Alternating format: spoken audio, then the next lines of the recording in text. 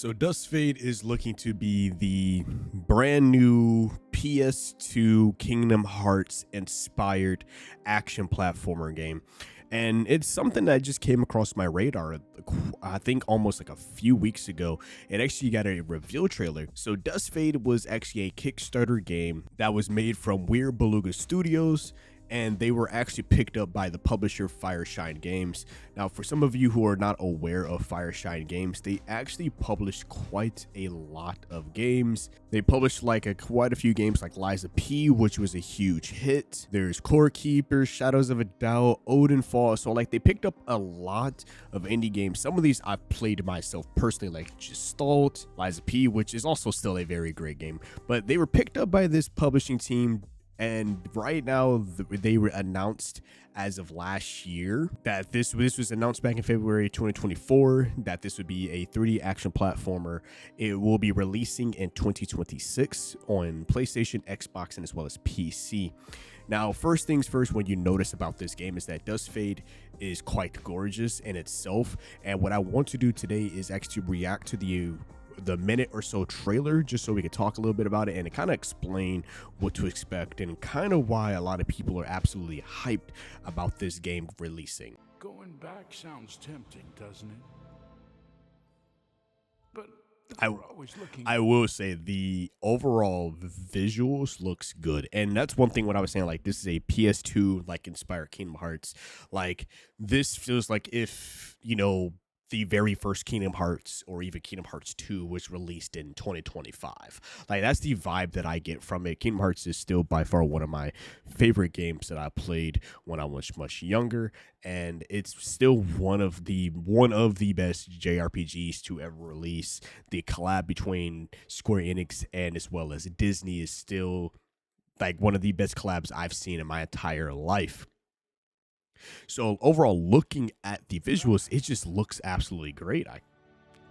This is good. Everything the present has for us. Now, this sword right here, that is what really sparked me. So I've been actually following the Duskfade team on Twitter, or X as we call it now. But I've been following them a lot lately, and I'm just sitting here thinking, dude, why does that look like a fucking Keyblade? And it is. You can just tell that this game has a lot of older PS2 games on her. They made a post saying that it's very similar to, of course, like Kingdom Hearts or Sly Cooper, another one out there like Spyro the Dragon. So when you're looking at this game, you could kind of see where bits and pieces where they took from. But yeah, it's a Keyblade. And he even holds it like Sora too. Kind of very similar animation.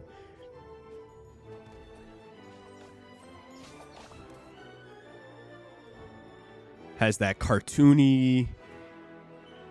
I like the monsters. They look like Heartless. I like that as well. Of course, we got our platforming.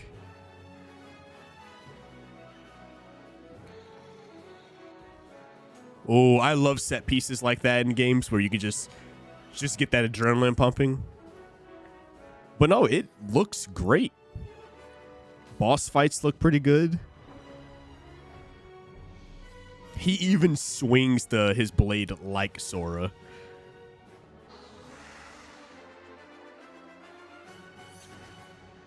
Duskfade. Yeah, 2026, man. This game overall looks phenomenal, right? This game looks great. And when we look at Duskfade, right? Duskfade, it has a lot going for it, and it completely blew the Kickstarter goal out to the point where they just said, screw the Kickstarter. Fireshine Games picked them up, and I just want to talk a little about some of the key features that comes with this game. So one, it has this, they call it a clockpunk world, which if you noticed in the actual title and the actual video trailer, you can actually notice that he has like a watch on his back.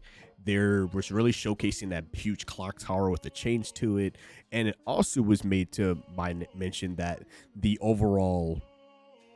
end of his sword has like the I forgot the actual full name of them, but it's the things that goes on clock. So you can definitely tell that this game has a lot of things regarding around time.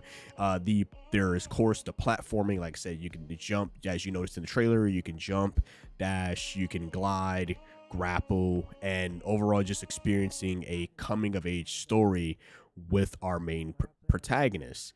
So the main protagonist's name is Zirian, and he is trying to save his sister from a mysterious clock tower, essentially. And I believe that clock tower is what was the main thing that we saw. So we're practically going through his journey on his way to this clock tower. So after with reading a couple articles and keeping up with the Twitter of Duskfade, the combat that the studio says the games comes from like Ratchet and Clank, Kingdom Hearts were a big source of inspiration, which you can truly tell with both those games alone. You could truly tell when he's moving around. Some of the bosses have specific like telegraphed attacks that seem to like they're easily jump over or be able to dodge, but essentially they just modernize the overall gameplay elements. And they also say, like, at its core, the game is a story about loss, as Duskfade tells the story of Zirian and his sister Alira, who find themselves pulled into a mysterious reality shaped by memories and grief. And they say the narrative designer Ricardo Chorquez Mesa added that the game is inspired by real life experiences from the development team. So that is actually quite interesting. So this is how you know when indie games are truly having heart, soul, and passion. As you can see from like ClearScore Expedition 33, we can see that these indie games, as time goes on, Sea of Stars, Eternights, I've covered quite a few on this channel. You can truly tell that these games have this soul and passion. We're theoretically going to be playing a story based on real life experiences from the dev team, and I can't wait to get my hands on that, because I wanted to see like what type of story or what will actually, because now I'm intrigued on how they will actually play that type of deep emotional connection between their actual experiences and putting out onto a game. Video games is such a interesting art form, right? And when devs can actually pour their heart into a game and showcase something that is, that is not this AAA slop that we've been getting as of recently, we get greatness. And pulling from inspirations, like you can definitely tell like this game can definitely fit both old and new generations of gamers. I would be in that old aspect where I played after every single inspiration this game is some. I play them all, beat them all, love them, love some form of remakes or anything of that nature. And then you got the new generations who never got the chance to play those games, and they can kind of get a good new age platformer with the heart and soul of the games that allowed this to run. They crawl so this can run. But we will be expecting a launch in 2026.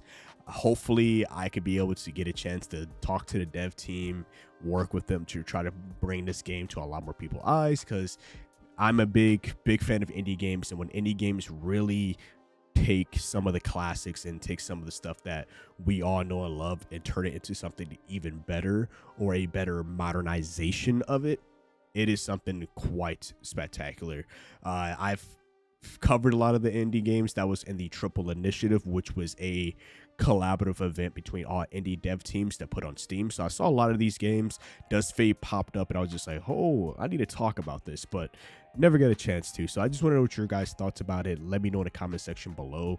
What would you like about this game? What would you like to see from this game? Or anything specific? Are you really wanting this modernization of older titles? I'd just like to hear you guys' thoughts. But other than that, leave a like, subscribe to the channel, and stay safe out there.